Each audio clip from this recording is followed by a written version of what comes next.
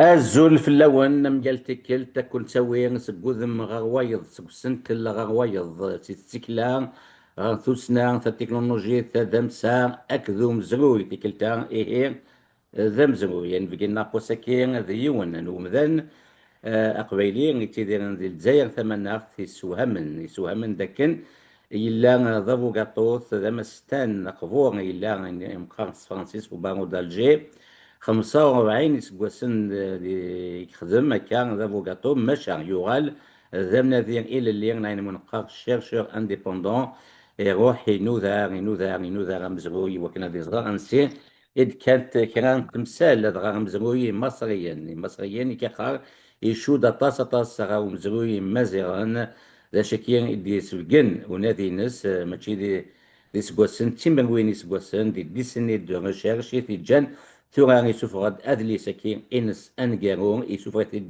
دي تزرقين أرابيسك دي تونس وني مفكار أزول كي تتواليم ليبوبي بربر دي زون بريستوريك و باتيسور دي بيراميد دنسا أيلين دين فينا سينير محي الدين خليفة أزول لك محي الدين Azul, bonjour.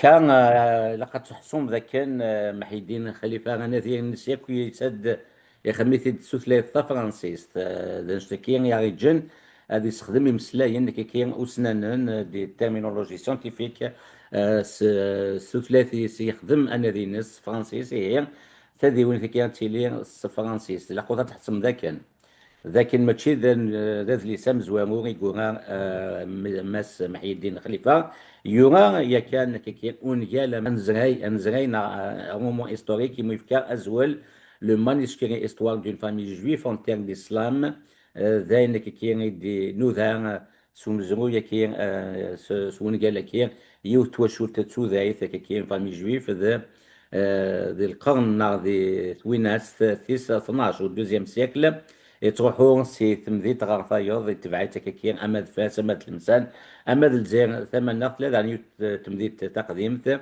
مقارنة سي جيل مصا وكي اعطي ميلا نتون في الحال اللي ايضا قلت لنا امس لي في الاسماء شاتوها ان قيم كان ذا قومز لي ساكين كيرون انس محي الدين خليفة يروح مكان ينكي ذا كان أمزروي مصريين يشد وينا إمازيغان ذي مازيغان يروحان سي ثلثنين من قار لا باليو إيتيك زغان بكيان ثلثنين باليوليتيك ذي يثن ثلث يروحان سقسمي دوفانا مذانا مزوارو كي ذي ثمن غادعين بوشغيط ذي ثمانين سطيف سين إيميليان دوزقين يسقسن ذي فريخت ألما ذا ذا شرا مراو نيجي مان دي ميلان إسقوسن دي قبل ثلث نعيسة كي مقام ثلث باليو اللي كي خام باللي مزيانا الجدود نغا روحن كي خاطر إميرني يحمل حالة هاف نغلي كيريزا كي خاص فرنسي لي كريز كليماتيك كيف نيجان روحن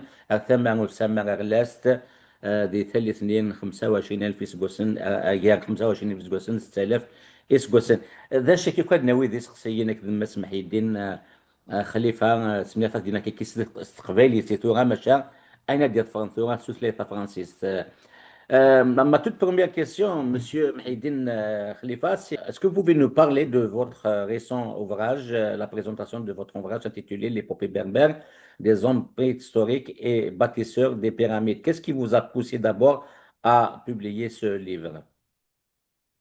Alors, bon, d'abord, merci pour l'interview.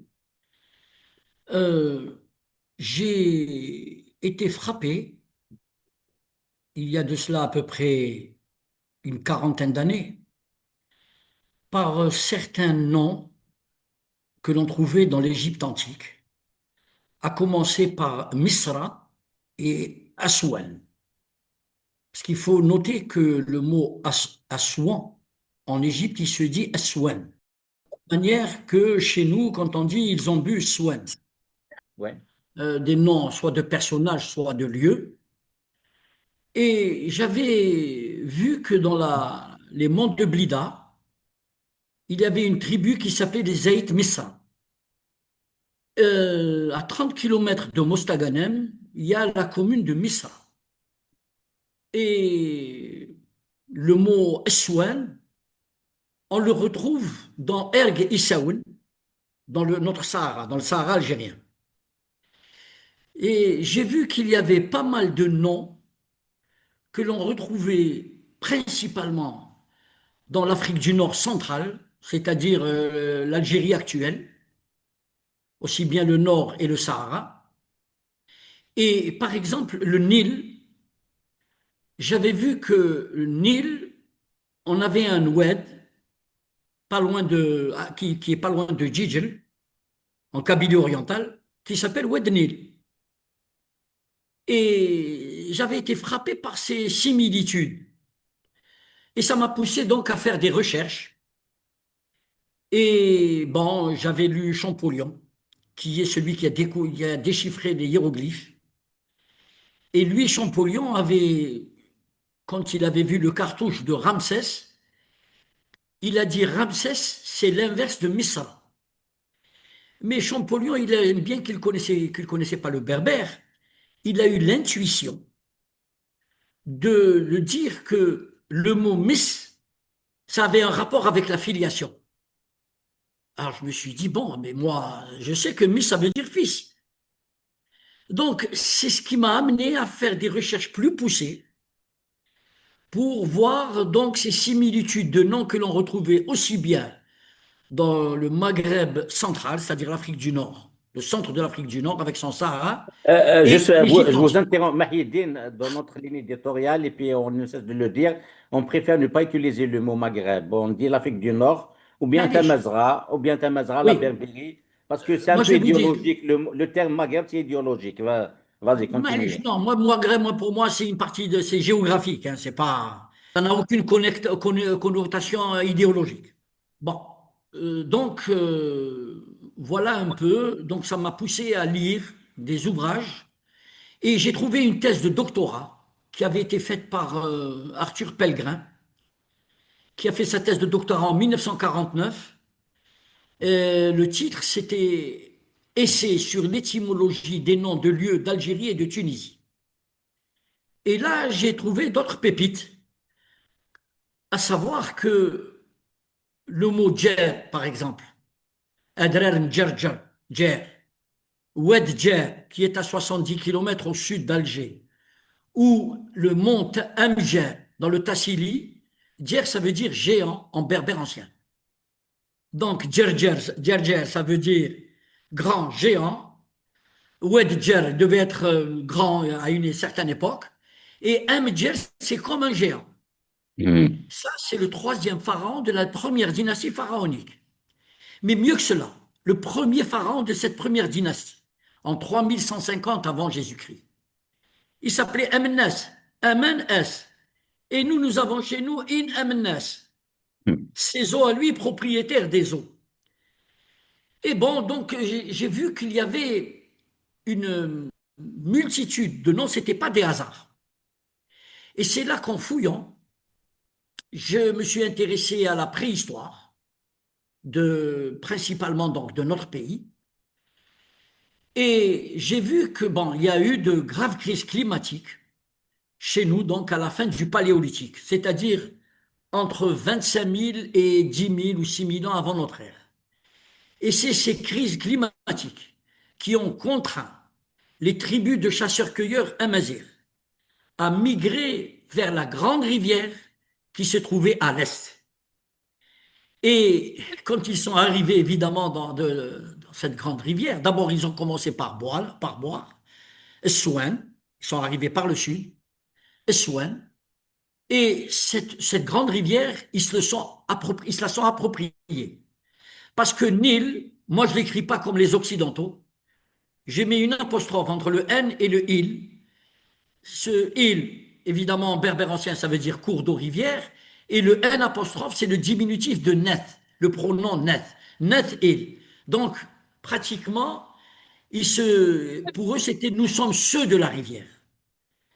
Parce que je vais expliquer par la suite qu'il y a eu une bataille pour l'eau avec des tribus subsahariennes. Et ça s'est passé il y a 13 000 ans. Donc ça, ce sont mes recherches et des recherches qui ont été faites par des chercheurs de l'université de Toulouse Jean Jaurès, qui ont étudié des fossiles de squelettes qu'ils ont trouvés dans un lieu dit Jbel Sahaba, à la frontière égypto-soudanaise. Et ces chercheurs ont daté ces fossiles, ces squelettes donc, il y a 13 000 ans. C'est une équipe américano-finlandaise qui a découvert ces squelettes. Ces squelettes, aujourd'hui, se trouvent au British Museum. Alors, ce qu'ils en ont déduit, c'est que ce n'était pas une lutte qu'il y avait eu, mais plusieurs affrontements. Et moi, ce qui m'a permis de déduire que c'était les tribus amazirs qui avaient pris le dessus, c'est le fait que la quasi-totalité des noms de lieux de l'Égypte antique, ils étaient à consonance et signification berbère. Et tout à l'heure, d'ailleurs, je vais vous donner le listing. Et parce qu'on peut me dire, c'est un hasard, deux hasards, trois hasards, mais quand ça dépasse les 10 noms, c'est pas un hasard. Et Ouais. ça montre bien que ce sont les tribus de chasseurs-cueilleurs amazirs qui ont peuplé la vallée du Nil. Et moi, dans cet ordre d'idées, je n'ai pas été d'accord avec certains de nos compatriotes, à commencer par Ammar Negadi, mais bon, il pouvait pas. Vous savez, ça, c'était en 1980. Et vous savez, l'histoire, la science, les sciences, ça évolue en fonction des recherches. Et donc, moi, pour moi, le calendrier berbère, je ne le fais pas démarrer avec Sheshnar, 950 avant Jésus-Christ, mais moi, j'ai donné une date qui est un peu symbolique. C'est la fondation de la première dynastie pharaonique. Et la preuve, c'est que ce premier pharaon s'appelait Amnès. Ses eaux à lui, propriétaire des eaux. Le troisième pharaon s'appelait Djer. Et nous avons une quarantaine de pharaons, tous dynasties confondues, dont dont le nom commence soit à un préfixe Amen ou un suffixe Amen. Et Amen, évidemment, c'est pas Amon, comme l'ont prétendu les égyptologues occidentaux, c'est Amen. Amen, c'est l'eau. Et il ne faut pas oublier que ces tribus amazirs avaient souffert des crises climatiques dans, dans notre région, en quelque sorte, en Afrique du Nord centrale. C'est-à-dire, moi, je pense que c'est principalement l'Algérie. Donc, vous voyez, ceux qui nient à ce pays une histoire, vous voyez qu'avec ces recherches, on voit que l'Algérie, l'histoire de l'Algérie plonge ses racines dans des profondeurs insoupçonnées. Et ça n'a jamais été dit. Vous voyez, c'est pour ça que je pense que c'est un ouvrage qui est important. Tout à fait. Mahidine, vous venez de répondre à une série de questions que je vous ai préparées, mais bon, je On peut résume. détailler, hein, au fur et à mesure, on peut détailler. Il n'y a pas de problème, hein. Donc, vous venez de répondre à peu près à une série de questions que je vous ai préparées, mais je vais résumer à peu près grosso modo. Donc, ce que vous venez de dire, vous venez de répondre à une question qui était quelles sont les circonstances qui vous ont amené à faire un lien entre l'Afrique du Nord, particulièrement l'Algérie, et l'Égypte antique. Ensuite, vous avez parlé des éléments historiques qui vous ont amené à remonter aussi loin dans le temps puisque vous faites référence aux hommes préhistoriques dans le titre de votre ouvrage. Et puis, vous avez enchaîné avec, en situant historiquement la migration de certaines tribus de chasseurs-cueilleurs amazirs vers le fleuve de Nil à la fin de l'ère paléolithique. La prochaine question qui est pourquoi, selon vous, la connaissance de la langue amazigh, le berbère, est indispensable pour expliquer la toponymie des noms de lieux et de personnages de l'Égypte antique? C'est ça ma question. Merci. Alors, bon, la connaissance du berbère est importante. Bon, je vous ai dit tout à l'heure que Champollion avait eu l'intuition. Il ne connaissait pas le berbère, parce qu'il est mort jeune. Il connaissait le perse, il parlait l'arabe, il parlait l'hébreu, mais pas le berbère. S'il avait vécu un peu plus longtemps, il se serait intéressé au berbère et ça lui aurait donné peut-être les explications de pas mal de noms de lieux. Donc, moi, ce que je voulais aussi montrer, bon, la connaissance du berbère, elle est, pour l'égyptologie, elle est fondamentale. Pourquoi? Le père de l'histoire, comme l'ont appelé les Grecs, à savoir Hérodote, et tous les égyptologues ensuite, même dans le 19e et le 20e siècle, ont tracé une frontière imaginaire, et je dirais même dogmatique, entre l'Égypte et la Berbérie. Pour ces historiens et ces égyptologues, la Berbérie, elle commençait à partir à la frontière de l'oasis de Siwa et Qara. Siwa, c'est l'inverse de Issoua. C'est toujours un rapport à l'eau. Mhm. Or, quand on voit, comme je vous l'ai dit tout à l'heure, que la quasi-totalité des noms de lieux et de personnages sont des noms à consonance et signification berbère, on comprend l'importance de l'amazigh, de la langue amazigh, pour comprendre, pour deviner la signification de ces noms. Alors, à ce titre, j'ai vu qu'il y avait une réunion de chercheurs, des égyptologues, de grandes universités comme Toronto, la Sorbonne, le Harvard Institute, etc. Enfin, des grandes universités. Alors, ils ont fait une réunion en 2012 pour essayer de trouver l'explication des noms de lieux de l'Égypte antique. Eh bien, nous sommes en 2025, ils n'ont pas encore trouvé. Pourquoi? Wow. Mhm. Parce qu'ils n'ont pas invité des chercheurs en langue berbère. Bon, On là, a c'est donc. toujours, Mahidine, on a toujours été absent de l'histoire et c'est un peu, Oui, on doit se blâmer et c'est là où réside votre mérite. Je tiens à vous féliciter, vous êtes pratiquement un des rares, des nôtres qui fouillent un peu dans notre histoire. Et ben, oui.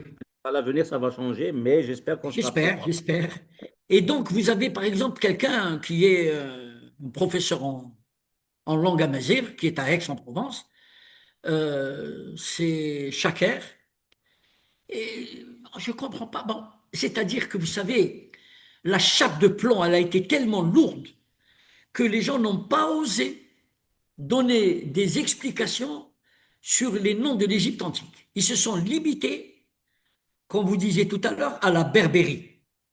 Or, avec le berbère, on arrive à donner les explications, l'étymologie des noms de lieux de l'Égypte antique. Et je vais vous surprendre peut-être, ce premier pharaon qui s'appelait Amnas, il a ordonné que soit construite une ville qui soit à l'abri des eaux. C'est ce que vous connaissez dans l'Égypte antique, c'est Memphis. Mhm. Memphis, Oui, les gens ils vont tout de suite penser à Elvis Presley, Memphis, Tennessee, Chuck tout à fait. Berry qui a enregistré à Memphis, Tennessee. Sauf que Memphis, c'est la déformation grecque de Amenfer, à l'abri des eaux. Fer, comme nous avons Frenda, ils se sont cachés là, Frenda, Ifren, Ifri, Ifri. Ifri, Tafraoui, les grottes. Donc, tous ces mots Fer, on les retrouve dans Amenfer. Et donc, ces déformations en Memphis, en quelque sorte, moi, ce qui m'a mis aussi sur la piste pour trouver l'explication de Memphis, c'est le prêtre historien des dynasties pharaoniques qui s'appelait Manéthon. Alors, Manéthon, moi maintenant, j'essaye toujours de trouver l'explication en berbère. Manéthon, c'est la déformation grecque de Aman, eau, Adon, Man Adon, Aman Adon, eau de Dieu. Et Ouais. ce pharaon, ce prêtre historien, a dit dans l'un de ses récits que ce premier pharaon Amenès avait ordonné qu'on construise cette ville à l'abri des eaux. Et donc, j'ai trouvé, donc, en faisant des recherches sur Internet, heureusement qu'aujourd'hui il y a Internet, j'ai vu que le cartouche de Memphis, en hiéroglyphe, c'est Amenfer. Ça s'écrit Waouh. précisément M-N, Fr, comme en hébreu et comme en arabe. C'est Amen, Fr, à l'abri, eau cachée. En réalité, c'est à l'abri des eaux. C'est-à-dire, il fallait faire des digues. pour que les protéger des crues du Nil.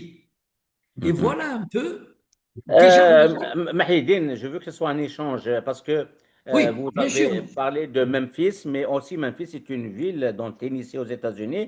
Et ce que vous dites, ça n'a pas été comme on dit, dans l'oreille d'un sourd, parce qu'il y a une radio locale apparemment qui vous a Absolument. consacré, qui a consacré une émission et je l'ai suivie avec intérêt. C'est la raison pour laquelle Oui, je vous ai contacté. Donc, absolument. parlez-nous de cette émission. Ben écoutez, d'abord, pour les Américains, pour les Européens en général, Memphis, c'est un nom grec. C'est une ville ancienne d'Égypte. Mais cette histoire de Manéthon, qui racontait que c'était ce pharaon qui avait demandé que l'on construise cette ville à l'abri des eaux, euh, elle a été reprise par des égyptologues, mais ils n'ont pas fait le lien avec Memphis.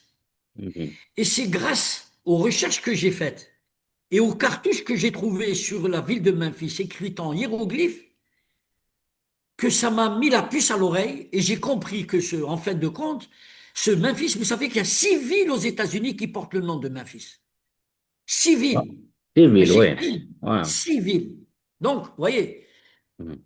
donc le nom de Memphis, à l'origine, c'est un mot berbère. Et moi, cette émission, je ne la connaissais pas. C'est un ami à mon fils qui l'a entendu par hasard à la radio aux États-Unis et qui a fait des recherches pour envoyer à mon fils qui est à Paris la vidéo. Et voilà Ah, comment j'ai su d'accord. que une radio de Memphis aux États-Unis s'était intéressée à la question. Voilà un Mhm. peu l'histoire de cette... Très bien. Nous allons, Mahidine, nous allons voir un extrait de cette émission et on vous revient. Oui, bien sûr, avec plaisir. هلا تنغوني هي شطح فوي سي ويلتا كيان زعما يوتنا راديو دي امريكان دي تينيسي دي ممفيس إيجلان دي تينيسي أول نكن تينيسي أتنغون أنو غرون. Welcome to another deep dive. You know, it's funny, being here in Memphis, Tennessee, surrounded by blues music and barbecue, you wouldn't think we'd be about to take a trip back to ancient Egypt. Right. But we are, and it all starts with a single name. Oh, I like where this is going. A name. Exactly. It's amazing how one name can be like a portal to another time and place. And that's what we're going to dive into today, the Berber roots of ancient Egypt. Okay, I'm intrigued. Where do we even begin? Well, it all started for me with this book, L'Épopée Berbère by Khalifa Mahidine. I got to admit, when I first heard the premise, I was skeptical. I can understand that. I mean, ancient Egypt often seems so self-contained, so unique. Right. But Mahidine, who's a lawyer, by the way, but clearly a history buff, he builds a really compelling case. And get this, his theories have actually been backed up by researchers like Jeanette Almasip at the CNRS. Wow, the CNRS, that's the French National Center for Scientific Research, right? Yes. So we're not just talking about fringe ideas here. That's impressive. It's always exciting when someone's passion project, driven by genuine curiosity, gets that kind of recognition from the scientific community. Donc voilà, on revient donc à cette émission. Donc voilà, vous soutenez qu'il existe des similitudes troublantes entre les noms de lieux et de personnages de l'Égypte antique et ceux de l'Afrique du Nord ou du Sahara central. Pouvez-vous nous donner quelques exemples Alors, je vais... On a parlé tout à l'heure du Nil. Ouais. Eh bien, j'ai été surpris, toujours en fouillant, que les anciens Égyptiens donnaient un autre nom au Nil. Ils l'appelaient Itro. Itro, Il pleure, il pleure, il pleure. C'est le dieu Amen qui pleure. Et quand le dieu Amen pleure, ses larmes se transforment en des flots ininterrompus. Regardez la preuve que c'est bien les Berbères qui ont peuplé cette vallée du Nil. Hmm. Vous voyez? Donc tout à l'heure, j'ai parlé donc de Yaban Nil et Itro, c'est très important. Vous avez toujours, donc on a trouvé ça, les noms, on les retrouve en Algérie, et vous avez une ville unique au monde qui est dans le Sahara algérien, qui s'appelle Janet. Janet. Mais cette ville, ce nom de Janet, Janet, on le retrouve en Égypte dans l'archéologie. Il est associé à la ville de Tanis, qui est la déformation grecque de Tunis. campement, bivouac en berbère ancien. Et c'est quand j'ai vu qu'elle était associée à cette ville de Tanis, qui s'était située au nord, dans le delta du Nil, que j'ai en quelque sorte compris que notre Janet, c'était Jannat en berbère, qui veut dire abandonné, délaissé. Pourquoi? Parce que nous, c'est suite aux graves crises climatiques qu'il y a eu chez nous, donc en Afrique du Nord, principalement centrale, qui a contraint donc ces tribus de chasseurs-cueilleurs à aller vers l'Est. Ils ont migré vers l'Est. Mhm. Et cette ville de Tanis, il y a eu un moment de son histoire où elle est devenue boueuse suite à une des grosses crues du Nil. Elle était devenue impraticable. Et donc, elle a été abandonnée. Et dans le cartouche de cette ville de Tanis, on trouve qu'elle est associée à Jannat. Abandonnée, elle a été abandonnée comme le fut notre Janet. Vous voyez, c'est Ouais, extraordinaire. On retrouve Janet en Égypte, alors que chez nous, c'est la seule ville au monde qui s'appelle Janet. ok. Voilà, donc ça, c'est encore. Nous, Mais, chez nous, oui, nous avons Pharaon il y a une ville qui s'appelle, il y a un village qui s'appelle Pharaon à Bgaït. et une Oui, plage qui s'appelle Pharaon, une une plage. commune à Béjaïa qui s'appelle Pharaon. Ouais. On la retrouve aussi chez nous. Je vous ai parlé tout à l'heure de Djer. Alors, la première dynastie pharaonique, elle a été fondée dans un lieu dit qui s'appelait Tinis, qui est la déformation grecque de Tennis, Tunis, campement, bivouac en berbère ancien. Et à 40 kilomètres au sud du Caire, vous avez la ville de Mizrouna. Comment on a appelé cette ville Mizrouna? C'est pas au siècle dernier, c'est pas il y a 1000 ans. Nous avons Mzrana à Alger. Mizrana, nous avons la forêt de Mizrana près de Tablat, nous avons la commune de Mizrana en Kabylie, et nous avons la tribu de Mazrna près de El Hammam, qui est un dérivé de Imazirn, Amazir.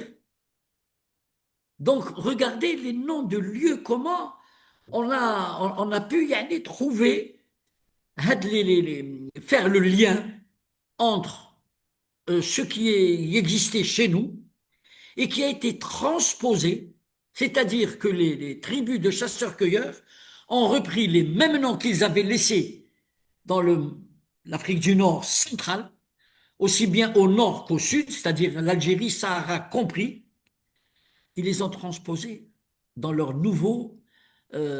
disons, nouveau pays d'occupation. Voilà.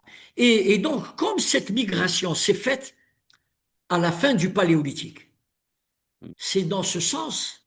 Alors j'ai dernièrement, bon ça je le mettrai dans la prochaine édition de mon livre, j'ai trouvé que des chercheurs ont déterminé qu'il y a 11 000 ans, il n'y avait pratiquement pas de population dans la vallée du Nil. Ça, c'est pas moi qui le dis, hein. C'est des chercheurs. Donc, regardez comment on arrive à expliquer que cette population qui a peuplé la vallée du Nil, elle est venue de chez nous. Et c'est les descendants des tribus amazirs, venus principalement de ce qu'on appelle aujourd'hui l'Algérie, qui ont construit les pyramides et qui ont été à l'origine de l'une des plus grandes civilisations de l'histoire de l'humanité. Mhm. Voilà Et un vous peu êtes, le. et vous êtes catégorique sur cette. Ah ben écoutez, moi, je voudrais que quelqu'un vienne me contredire Voilà. pour me dire que Djer, ça ne veut pas dire grand géant, que Swen, ça ne veut pas dire boire, que Nil, nous avons le Nil chez nous, il y a le Nil là-bas, et moi je l'ai écrit avec l'apostrophe entre le N et le il, Neth il. Et le mot il, on le retrouve dans le laurier rose, il, Mhm. il, la racine, parce qu'il pousse au bord des oueds. Il, qui a donné il, et chez nous, nous avons ilisi. Et le plateau des rivières, ça c'est Henri Lotte qui disait du Tassili que les Touaregs disaient que c'était le plateau des rivières. Dans le Tas'ili, il y a dedans le mot il, rivière. Donc on vient de me contredire. Mais Mahieddin, il y a d'autres sons de cloche qui lient un peu, qui essaient de situer un peu l'origine de l'Égypte, comme certains chercheurs d'Afrique subsaharienne, à l'instar de Cheikh Anta Anta Diop, Diop. qui lui élit la civilisation de l'Égypte antique à l'origine subsaharienne, qui Très conduit. bien. C'est bien. Vous avez bien fait de poser la question parce que Anta Diop, Cheikh Anta Diop, soutient que cette civilisation, elle a été en quelque sorte créée par les Noirs. Bon. Sauf que lui se base sur un seul mot, Kemet, terre noire. Moi, c'est pas un mot. Moi, c'est une quinzaine de mots. Je ne parle pas encore des quarantaines de pharaons qui s'appellent Amenhotep, Toutankhamon, etc. Donc, il y a une grande différence. Et je vais vous dire, c'est Rachid, Mhm. vous devez suivre un peu le football. Comme Oui. ça, hein. Bon, moi non plus, je ne suis pas fan, mais je vois de temps en temps. Est-ce que vous avez remarqué que dans l'équipe d'Égypte, équipe de football, Mhm. il n'y a pas de noirs? J'ai Oui. fait attention. Mhm. Eh bien, je vais vous dire, dans l'inconscient populaire, les Égyptiens, les luttes qu'il y a eu pour l'eau, elles sont restées gravées dans le tréfonds de leur inconscient. Et pourtant, le Nil, c'est une autoroute pour venir. C'est pas comme chez nous, il y a le Sahara qui fait un blocage. Chez eux, le Nil, c'est une autoroute. Eh bien, malgré cela, je vous dis, il n'y a pas eu un noir dans toutes les équipes d'Égypte que j'ai vues. Il n'y a pas un noir. C'est bon, c'est dans l'inconscient populaire. Ça veut dire, est-ce que c'est parce qu'il n'y a pas de Noirs en Égypte ou c'est parce que c'est voulu pour qu'il n'y ait pas de Noirs à cause de... Moi, je vous dis que c'est dans l'inconscient populaire. Ah. Je ne sais pas, il y a comme un barrage. Parce que c'est pas normal qu'il y ait de bons joueurs noirs dans toute l'Afrique et il y a eu énormément de mélanges avec, en Égypte, plus que chez nous. Mais malgré cela, j'ai constaté que dans l'équipe de football d'Égypte, il n'y a pas un noir. C'est vraiment incroyable. Et c'est pour ça que je vous ai parlé tout à l'heure de ces luttes qu'il y a eu à Djebel Sahaba. Je crois qu'ils ont trouvé ouais, 31 squelettes d'enfants, de femmes et d'hommes. C'est-à-dire que c'était la guerre pour l'eau. Vous ne passez pas. Cette eau nous appartient. Vous voyez, la Hmm. guerre de l'eau, elle remonte à loin déjà. Mahidine, maintenant on va passer à l'écriture. Vous soutenez qu'il y a un très fort lien entre le Tamazgha, la Berbérie et l'Égypte antique. Comment expliquez-vous la différence d'écriture entre les Tifinagh et les hiéroglyphes? Écoutez, bah, moi, je n'insulte pas l'intelligence du peuple. Je veux dire par là que quand ils étaient ici, il Hmm. ne faut pas oublier que ces tribus de chasseurs-cueilleurs sont parties entre 25 000 et 10 000 ans, à peu près. Hmm. Quand elles sont arrivées là-bas, elles ont évolué. Nous, ceux qui sont restés ici, ont trouvé un système d'écriture, qui est le Tifinagh. Mais ceux qui sont partis là-bas, il ne faut pas oublier que quand vous dépassez la vallée du Nil, c'est le désert. Donc, quand vous êtes installé près de l'eau, vous ne quittez plus disons, cet avantage hydrique. Mais les hiéroglyphes, les prêtres égyptiens l'appelaient l'écriture sacrée.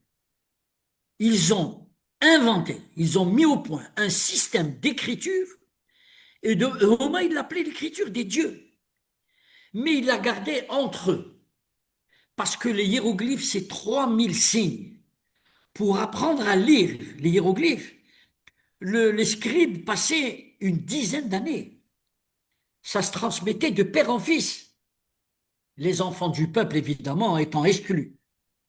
Et d'ailleurs, cette complication pour les hiéroglyphes, voilà pourquoi je vous parlais d'intelligence du peuple. Ils ont fait Mhm. après le hiératique, parce que le hiéroglyphe, c'était trop compliqué. Du hiératique, ils sont passés au démotique. Ils ont simplifié l'écriture. Et donc, regardez déjà, avec les hiéroglyphes, il y a eu 3 systèmes d'écriture. Mhm. Eh ben, chez nous, c'est le quatrième, mais c'est toujours le même peuple, c'est les Berbères. Donc, Mhm. moi, je n'insulte pas l'intelligence du peuple. Mhm. Le Et peuple, il y pour, a ni bon. Et je vais vous dire, il y a des internautes qui m'ont dit, alors à ce moment-là, pourquoi les pyramides n'ont pas été construites près de Tizi Ouzou? Bon, justement, c'est ce que j'allais vous poser comme question, oui, parce que certains internautes ont contesté le lien que vous faites entre l'Égypte antique et le monde berbère, en vous opposant le fait qu'il n'y a pas eu de pyramide en Algérie et en Afrique du Nord. les grandes civilisations se développent au bord des grands fleuves. Et là, D'accord. nous avons un exemple. Il y a l'Indus.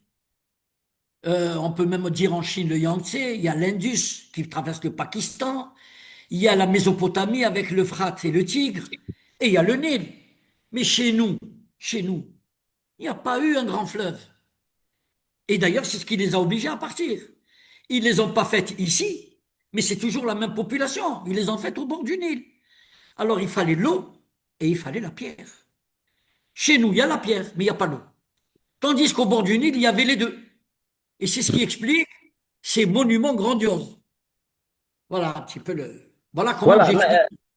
très bien. Ça explique un peu, bon, peut-être bon, les gens qui vont nous voir, qui vont vous voir, ils seront satisfaits de cette réponse. Donc, maintenant, on passe un peu au mythe religieux. C'est un aspect que vous avez considéré longuement avec l'histoire des mythes judéo-chrétiens, notamment juifs, avec cette histoire de l'Exode. Selon vous, l'Égyptien de l'Exode, avec Moïse, Moussa, sont des populations berbères originaires de Temazra et du Absolument. Sahara central. Quels sont les éléments historiques ou religieux qui vous permettent une telle affirmation? Notamment, vous avez parlé de Amon, le dieu Amon, Amen, etc. Donnez-nous euh, Oui. les éléments de Alors, votre affirmation. merci. Tout simplement, l'Exode, les égyptologues le situent à 1350 avant Jésus-Christ. 1300. Quelques siècles avant Sheshnar, effectivement, parce que c'était à peu près gros. Voilà. Oui, c'est ça. Oui, Sheshnar, c'est 950. voilà, c'est ça. Donc, 1350 avant Jésus-Christ, il y a eu Ouais, l'Exode. Cet ouais. Exode s'est fait suite à la lutte qu'il y a eu entre le clergé polythéiste, ceux qui croyaient en plusieurs dieux, et le clergé monothéiste, qui était en quelque sorte dirigé par, les Grecs l'appelaient Akhenaton, et moi je dis c'est Enki Adon, je suis Adon, je suis le dieu soleil au couchant. Enki, de l'Atlantique à la mer Rouge, ça veut dire je suis, c'est moi. Hmm. Et même le Talmud dit que Enki, il donne la même traduction, c'est je suis, c'est moi. Galvec, c'est le mot des mots. Pourquoi? Parce que dans la Torah, j'ai été obligé donc de lire pour un peu confirmer ma thèse, ou disons mon hypothèse. Dans la Torah, d'abord, quand Moïse termine une prière, il a demandé à ses fidèles de ponctuer ses prières par le mot Amen, Amen. Hmm. l'eau. Mais D'accord. après Amen, mais ça vient Hmm. d'abord, ça vient d'Amen. Pourquoi? L'eau est très importante dans les 3 religions monothéistes. Chez les Juifs d'abord, puisqu'il faut commencer par eux, parce que les Hébreux, les prêtres monothéistes qui ont quitté l'Égypte, contraints et forcés. Ils étaient au bord du Nil. Or, le Nil, les prêtres, pour se purifier, ils allaient se tremper dans l'eau. Donc ça, c'est un. Hmm.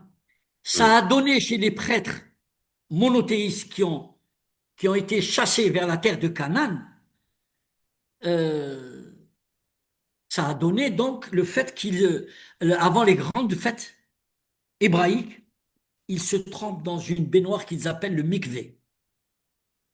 Donc, l'eau. Les chrétiens, Jésus-Christ, il disait qu'il fallait qu'il soit trempé dans l'eau du Jourdain. Deux. Trois. Dans l'islam, c'est les ablutions. Dans les trois religions monothéistes, l'eau, c'est l'élément principal. Donc, euh, ça, déjà, c'est un premier élément. Deuxième chose, dans la Torah, quand Dieu s'adresse à Moïse, il lui dit Enke, Yahvé Aleroka. Je suis, ou c'est moi, Yahvé ton Dieu. Et pourquoi le Talmud considère que le mot Enke, c'est le mot des mots? Parce qu'il voulait que c'est le premier mot prononcé par Dieu quand il s'est adressé à Moïse. Eh bien, c'est un mot berbère. D'accord? Et évidemment, si maintenant cette thèse ou cette hypothèse de qu'on admette que la population qui a occupé, disons, qui ont été les premiers à occuper la vallée du Nil, c'était des Berbères. Quand il y a eu la scission entre le clergé polythéiste et monothéiste, c'est toujours entre Berbères. Ils se sont disputés pour un problème de, en quelque sorte, de croyance. Quand ils ont migré vers la terre de Canaan, ce sont toujours des Berbères. Donc Moïse était berbère et la descendance de Moïse, Jésus-Christ, c'est un descendant de berbères, puisqu'il est descendant des prêtres monothéistes qui sont venus d'Égypte. Et Jésus-Christ aussi, c'est un berbère.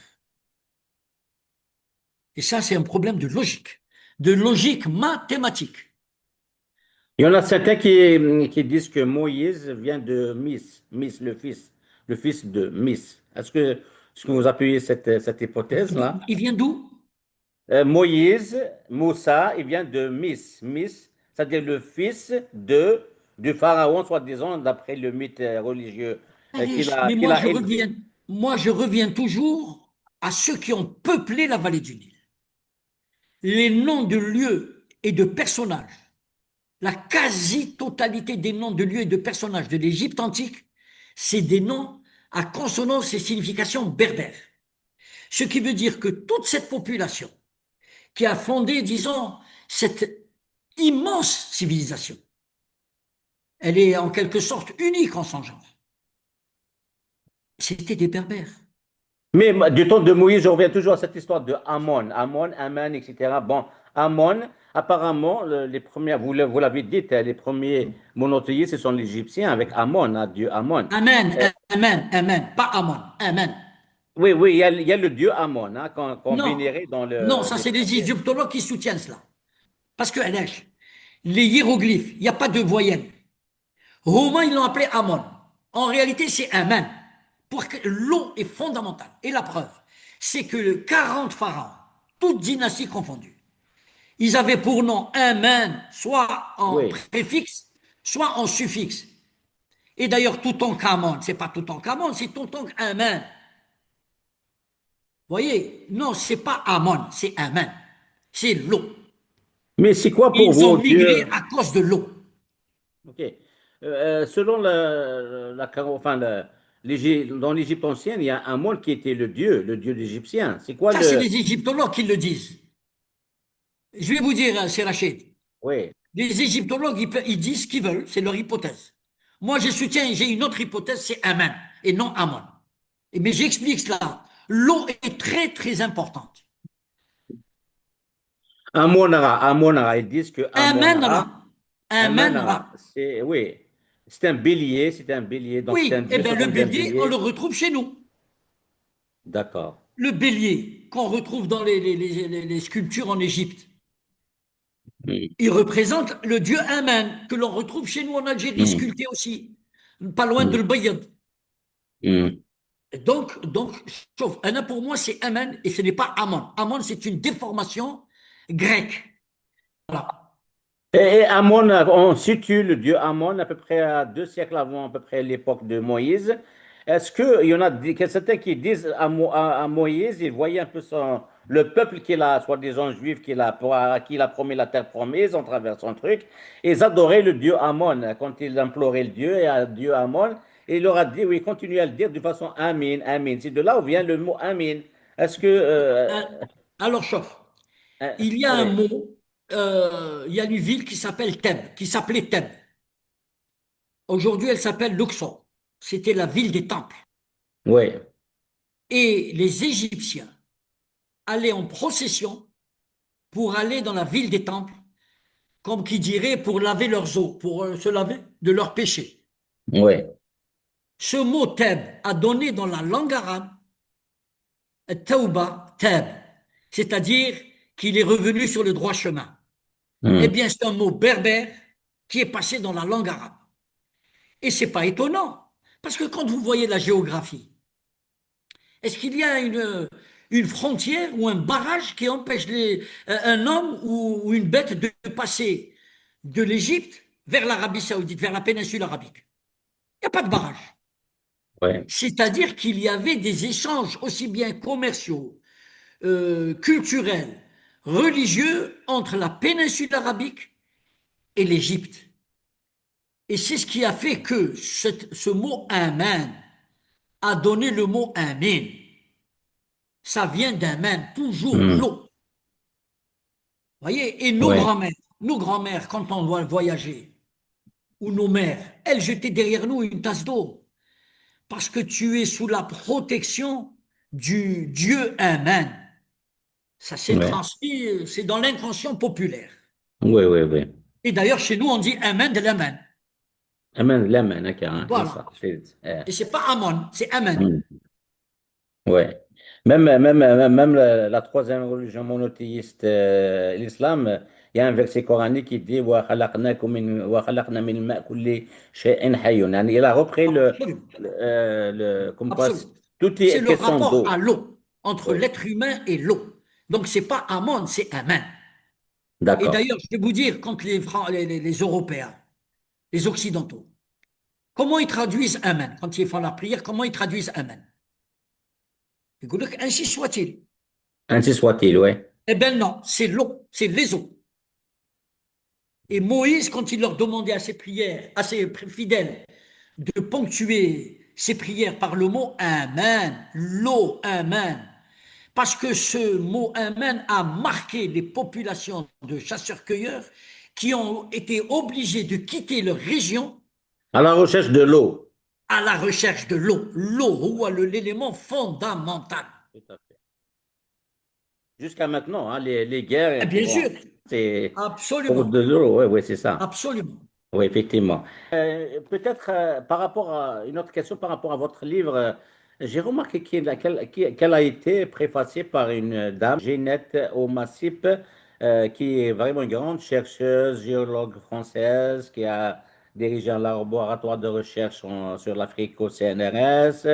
Mais c'est quelque chose de formidable que Ginette a donné bénédiction à votre livre. Donc, comment vous l'avez, comment vous l'avez contacté? Pourquoi vous l'avez contacté, elle plus particulièrement, Maïdé? C'était très important pour moi parce qu'elle est spécialiste du Sahara préhistorique. Oui. Et c'est grâce à elle, donc, elle m'a confirmé qu'effectivement, il y avait eu de grandes crises climatiques entre 25 000 et 10 000 ans avant notre ère. Donc, c'était important qu'elle me donne en quelque sorte. Et puis, je lui avais demandé donc de me préfacer le livre, qu'elle a fait avec beaucoup de plaisir. Et vous savez, dans un de ces mails qu'elle m'a envoyé, quand elle a lu le livre, elle m'a dit, je connais des morts qui vont festoyer. Je lui ai Hmm. posé la question. Je lui ai dit, pourquoi vous me dites ça? Elle m'a dit, parce que le professeur Leclan et le général Huard, qui était un passionné d'archéologie du Sahara, ils ont fait un lien entre le Sahara algérien et l'Égypte antique, et l'Égypte préhistorique. Ils ont fait un ouvrage en 2 volumes. Ils l'ont donné à éditer en France, ça leur a été refusé. Vous savez qui c'est qui a édité ce livre? Oui? Mouloud M'Amri. C'est lui qui a édité ce livre. Et dans la prochaine édition que je vais faire de ce livre, je vais donner la transcription exacte de ce qu'elle m'a écrit dans son mail. Voilà. Vous voyez un peu l'importance de Madame Ginette Omassik. Tout à fait, elle est très importante. Et permettez-moi, Mahidine, je vais lire un petit passage de sa préface. Elle a dit ceci. Par l'analyse ça veut dire vous, Mahidine Khalifa, qu'il fait des toponymes par les homonymies entre ceux du monde égyptien et ceux du monde berbère qu'il rapporte, l'auteur ouvre des perspectives nouvelles à l'histoire. Quand il reprend l'étymologie de Nil par l'écriture Nil, le sens devient immédiatement compréhensible à tout berbérisant et rend parfaitement bien son objet, le cours de l'eau. Et plus loin, elle a écrit, et de rappeler les propos de M. Antoniadi qui, dans un ouvrage datant de 1934, ouvrage fort peu divulgué malgré sa consistance, montre la masse surprenante de leurs connaissances et l'on reprend l'essentiel, relevant que la grande pyramide indique les 4 points cardinaux, alliés même orientés sur le nord géographique par une précision jamais atteinte, etc., etc. Donc voilà, voilà, c'est exactement ce que vous avez dit. Donc on attend avec impatience la réédition de ce livre-là, quand il sortira, Merci peut-être infiniment, Sir Rachid. il fera l'objet d'une autre mission. Vraiment, c'est un plaisir de vous entendre, Mahidine. Donc, ceci peut-être, nous allons à une autre question. Oui, Euh, Vous situez donc l'Exode des prêtres monothéistes égyptiens aux environs de 1350 avant Jésus-Christ, à peu près l'époque de absolument. Moïse. Dans votre ouvrage, vous donnez une étymologie inédite, le mot Israël. Le L d'Israël, vous avez des choses à dire là-dessus aussi, non? Israël. Alors, moi, enfin, je donne une étymologie du mot Israël qui est une première. J'ai eu Mhm. beau faire des recherches, je n'ai jamais trouvé l'étymologie que moi je donne du mot Israël. Je vous le dis tout de suite, hein, Israël, d'après la Bible, Israël, ça veut dire le combat contre Dieu, quelque chose comme ça. Le très L, bien, c'est Dieu, c'est ça. absolument. Eh Serah, bien, Serah, Israël, c'est et Serah. ils ont Oui, fait un jeu de mots oui. entre Sera, la lutte en arabe, Mhm. avec Isra. Et c'est pour ça que dans la Torah, il est dit que Jacob, ça c'est dans la Torah, C'est Jacob, le fils c'est d'Isaac, Jacob, Jacob. le fils d'Isaac et le petit-fils d'Abraham, Voilà. qui a changé, à qui on a changé de nom. Il est devenu Israël, c'est ça. Alors, je vais vous Parce qu'ils raconter ce qui est ont dit dans la combattu. Torah. Dans la Torah, Oui. il est dit que Jacob s'est battu avec Dieu au bord du fleuve Jourdain. Et Jacob n'a pas voulu lâcher Dieu. Et à un certain moment, Dieu lui a dit, écoute, il y a l'aurore qui se lève, lâche-moi. Jacob lui dit, je ne te lâcherai que lorsque tu m'auras béni. Et donc, Dieu lui dit, comment t'appelles-tu? Il lui a dit, je m'appelle Jacob. En réalité, c'est Jacob. Vous savez ce que ça veut dire, Jacob? Celui qui passe, qui arrive à ses fins. Jacob. C'est exactement ça les significations. Mhm. Celui qui parvient à ses fins. Jacob. Je OK. l'invente pas, hein, ça c'est dans la Bible. Et donc, Hada Jacob, Dieu lui a dit, tu ne t'appelleras plus Jacob, mais Israël, car tu as lutté avec Dieu et tu l'as emporté. Alors ça, c'est dans la Torah. Dans la Torah, Jacob a gagné Dieu. Yani bon, qui m'a je dirais sous toute réserve. Non, Parce que c'est c'est des bon, mythes, c'est des mythes, c'est des mythes. c'est des C'est معلش, Mouchoua, c'est Mouchoua, c'est معلش. Mouchoua. Eh. Ok, donc, ce mot Isra, Sera. Mais Hmm. qu'est-ce qu'ils ont fait, ces prêtres monothéistes qui étaient très intelligents? Ils sont arrivés dans une région où ils étaient voisins avec l'empire assyro-babylonien. C'était un empire puissant. Et donc, ils leur ont fait peur, en se donnant ce nom. D'abord, Romains, c'est des Misra, des fils de la divinité Ra, et ils se sont adaptés dans leur nouvel environnement parce que le dieu soleil en Mésopotamie, dans la péninsule arabique, s'appelait El, qui a donné en grec ancien Hel, dieu soleil, et en grec moderne, Hélios. Et c'est ce mot qui a donné Allah. Allah. Et donc, ils ont associé le Bism Ra, nous sommes les fils de la divinité Ra et de la divinité El, qui veut dire la même chose, c'est le soleil toujours. Mais pour faire passer la légende de la lutte de Jacob avec Dieu, ils ont enlevé le M, ils ont supprimé le M. Alors au lieu que ça soit Misra, El, ils ont enlevé le M pour que ça donne Israël. Mais Isra, c'est l'inverse de Sira. Et ça aussi, je ne l'invente pas. Je l'ai trouvé dans la Bible, version écuménique, en note. Donc, vous voyez, tout cela s'explique. Et donc, Israël, ça vient d'abord de Misraël. Nahaou le M pour faire passer la légende de la lutte de Jacob avec Dieu. Mais quand on voit le Coran, il a repris l'essentiel de ce L. On le trouve partout dans les noms, comme Djibraïl, Azraël, Israël. On le trouve beaucoup. Donc, c'est des termes hébraïques, Non, hébreux. C'est des non, termes pour moi, non. hébreux. Ils ne sont pas hébreux. Ah Je vais oui, vous dire pourquoi. oui. Parce que l'Exode s'est fait à partir d'Égypte. Or, dans l'Égypte antique, il n'y avait pas ces noms. Ces noms n'existaient pas. Par contre, en Mésopotamie, il y avait Djibril, la force de Dieu. Il y avait Michael, Milk Allah, Milk, la propriété de Dieu. Rachel, Ras, elle, esprit de Dieu. Emmanuel, Ma'ana Allah, Ma'ana elle. Daniel, Oui. Din Allah. C'est des noms, des prénoms arabes que les prêtres, les Hébreux, ont pris aux Mésopotamiens. Et ils les ont fait, ils se les ont appropriés. Et là maintenant, vous allez dans tous les dictionnaires, etc., ou dans les livres d'histoire, ils vous disent que c'est des prénoms hébreux. Eh bien, c'est faux. Prénoms arabes. Qui viennent de Sumériens, des Eh ben, anciennes. qui vient Oui, de la péninsule arabique. d'accord. D'ailleurs, j'ai Ok. fait une vidéo là-dessus.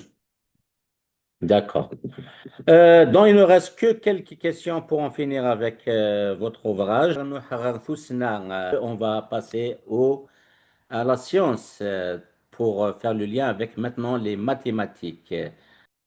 Dans la deuxième partie de votre ouvrage, vous soutenez que la Grèce antique a pratiqué un véritable hold-up sur certaines constantes mathématiques universelles telles que le nombre qui est lié au siècle, le fameux 3,14, ainsi que le phi, le nombre d'or, 1,618. Ma question, sur quoi basez-vous cette affirmation? Tout simplement. Heureusement que la grande pyramide est restée intacte pour montrer que les dimensions, les rapports dans les dimensions de la grande pyramide, on retrouve à 3 ou 4 reprises le pi, 3, 14, 16, et on trouve également le nombre d'or. Mais ce qui me permet d'être encore plus affirmatif, c'est que la coudée royale, que certains appellent la coudée égyptienne, ou qu'un certain Emmanuel Antoniadi appelait la coudée d'exactitude, dont on trouve des exemplaires aussi bien au Louvre qu'au British Museum. Elle mesure 0,5236, c'est-à-dire 0 m 52,36. Or, cette mesure, elle existait bien avant l'émergence de la civilisation grecque, 1500 ans avant cette mensuration. Or, quand vous multipliez 0,5236 par 6, vous trouvez 3, 14, 16. Voilà la preuve que ce sont bien les Berbères d'Égypte qui ont découvert 3, 14, 16. En plus, pour le nombre d'or, c'est pas Phidias qui l'a trouvé, le sculpteur grec. Quand vous avez 3, 14, 16, vous soustrayez de ces 3, 14, 16, 0,52, 36, vous trouvez 2,618. C'est le carré du nombre d'or.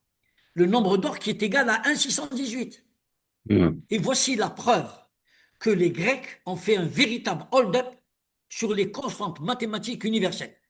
Et nous qui avons fait le lycée du temps de la France, jamais, peut-être qu'ils ne le savaient pas, jamais nos professeurs de mathématiques nous ont dit que c'était, ça avait été découvert par les anciens Égyptiens et non par les Grecs. Parce que quand vous allez maintenant sur Wikipédia, il croit que c'est Archimède qui a découvert 3, 14, 16. Rien n'est plus faux. Voilà un peu pour Mm. expliquer le côté mathématique, Mm. le hold-up qui a été effectué par les Grecs anciens. Le Archimède, il a démontré le 3,14 venant d'un cercle qu'on subdivise en polygones de plus en plus en grand nombre de côtés jusqu'à ce qu'il atteint le 3,14. Il a fait la formulation, la démonstration en fait. C'est ça La le. démonstration, ils ont appris ça chez les prêtres égyptiens. D'accord. Pythagore a passé 22 années à étudier Oui, chez les prêtres égyptiens. Tous les grands mathématiciens grecs ont étudié chez les prêtres égyptiens. oui. Alors qu'on Ça ne c'est vienne pas nous dire que c'est des découvertes grecques, ce n'est pas vrai. ça, c'est bien référencé, mon cher Mahidine. La question qui m'a toujours intrigué, moi, Mahidine, c'est que euh, on a toujours fait passer les Berbères dans tous les domaines, y compris la religion, Saint-Augustin, qu'on fait passer comme un latin, ceci, cela, mais on dit jamais, rarement quand on dit qu'ils sont Berbères, je donne un exemple parce qu'on est dans le domaine scientifique et j'aimerais bien savoir qu'est-ce qu'on pense parce que au moment où certaines religions croient que la Terre est plate, c'est un Berbère, Ératosthène, qui a mesuré le périmètre de la Terre avec cette histoire d'Alexandrie et de Oui. l'homme de soleil, tout ça. Et malheureusement, on le fait toujours passer comme étant un savant grec, alors que lui-même, c'est les contemporains de roi Massinissa. Il est né en 276 avant Jésus-Christ à Cyrène, qui est l'actuelle Libye. Et il est mort en Alexandrie. Pourquoi on a toujours tendance à faire passer les nôtres comme étant soit d'origine arabe, d'origine latine, d'origine grecque, d'origine. Pourquoi? Pourquoi est-ce que c'est parce qu'on est absent de l'histoire, parce que c'est pas nous qui écrivons notre histoire? Eratosthène, c'est Euh, quelque chose de formidable. 3 siècles avant Jésus-Christ, il pense à mesurer le périmètre de la Terre. Donc, dans sa tête, oui. la Terre, elle est déjà ronde. À un moment où les religions monothéistes, ils croient qu'elle est plate. Ben oui, ça, vous savez. Mais bon, de toutes les manières, je vais vous dire, hein, Ouais. pour les anciens Grecs et même les Romains, nous, l'Égypte, c'était à part et nous, nous étions les barbares. Pourquoi? Parce que Ouais. nous avions l'esprit rebelle et nous avons refusé d'être romanisés. Voilà un peu pourquoi on nous appelait les Berbères, c'est-à-dire que ça vient du mot barbare. Ouais, c'est ça.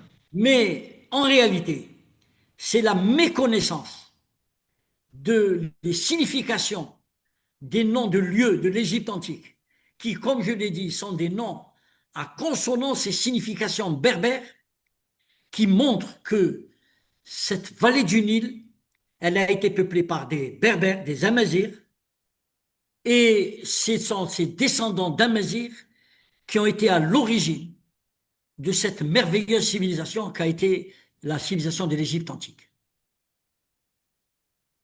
Dernière question, et je Bien m'arrête sûr, là. on est là. Est-ce que vous avez essayé de creuser derrière un grand homme historique qui a impressionné toute l'humanité, l'Alexandre le Grand, qui est allé à un certain moment donné dans son parcours historique à Siwa. Il est tenu à aller à Siwa pour avoir la bénédiction des dieux berbères de Siwa. Est-ce que vous avez fait des recherches là-dessus? Ben écoutez, parce que moi, mes recherches, c'était surtout dans la préhistoire. Et c'est comme ça que j'ai pu donc Ah, d'accord. m'intéresser. Voilà, c'est moi, c'est la préhistoire. Pas Là, l'Antiquité, non, pas voilà, pas l'Antiquité. l'Antiquité. Voilà, c'est ça. Voilà. Mon cher Mahidine Khalifa, كيد سلام ديال Rachid, بونكازام merci وسناو beaucoup. يتنادين مزروين غير حكى كي سند ومزروين على بريستوار انو ذا Oui. ديزوران كي قانو كني ماشي كان سي ثالث نشاشنا ويوفان تفادنا تيلي كاين القرون ذفير نادا كي كي نوهي 5000 سكواسن كي كي ايغدا ومزروين سي فريق وقفا على مصر.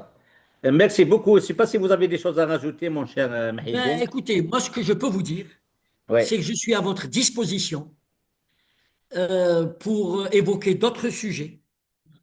Oui, avec Par plaisir. exemple, la magie du chiffre 12, qui a été également découvert par les Berbères d'Égypte. Ça, on peut en faire une émission. Oui, ce serait formidable. Oui, C'est très effectivement. important parce que Oui. le chiffre 12 et le chiffre 60 découlent des 12 lunaisons qu'il y avait d'une crue à l'autre du Nil à la latitude de Thèbes, Thèbes dont on a parlé tout à l'heure. Et ces 12, les Égyptiens ils ont divisé l'année, donc les 12 mois, en 3 saisons de 4 mois. 3 saisons de 4 mois. 3 fois 4, Mhm. 12. Oui. Mais quand on a la suite mathématique, on a 3, 4 et 5. Mais quand on Oui. additionne 3 et 4 et 5, ça donne le chiffre 12. Et quand vous faites la suite géométrique, 3 multiplié par 4 multiplié par 5, ça donne 60. Et voilà, vous avez maintenant votre cadran, t'as la montre, t'as les 12 heures et les 60 minutes ou 60 secondes. Et ça, ce sont les Égyptiens. Comme ce sont les Égyptiens, les Berbères d'Égypte, qui ont divisé la journée en deux parties égales de 12 heures chacune. Alors qu'en réalité, elles ne sont pas égales. En hiver et en été, c'est pas il n'y a pas 12 heures, 12 heures. Mais ça a été pour être, disons, pratique. Et là, si vous voulez, on pourra faire une émission là-dessus. Sans doute. Ici, أنا مليل دوز ما ونظن دي سنتنظن أو ندينير قيمة ذي ثلويت.